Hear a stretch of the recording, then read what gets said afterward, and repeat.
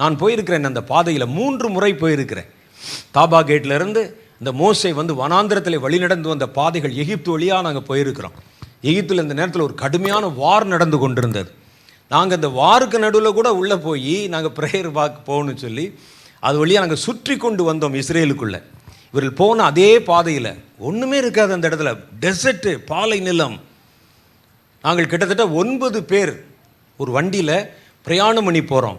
கொஞ்சம் தூரம் போகும்போது நாங்கள் கொண்டு போய் இந்த தண்ணியெல்லாம் செலவாகி விட்டது. காரில் உள்ளே போட்டிருக்கிற ஏசி ஹீட் ஆயிடுச்சு பயங்கரமாக. என்ன போட்டாலும் அந்த ஏசியில் வந்து குளிர்ச்சி வரவே மாட்டேங்குது, தண்ணி கிடைக்க மாட்டேங்குது. என்ன செய்வது என்று தெரியவில்லை. எல்லாம் அவங்க குடிச்சிக்கிட்டே இருக்கிறாங்க, தண்ணி குடித்த தண்ணி எங்கே போகுதுன்னே தெரியலை. அப்படியே வந்து ஆவியாக போயிடும் போல். நாங்கள் எவ்வளோ வந்தோம், பாதி வழியில் போயிடுச்சு.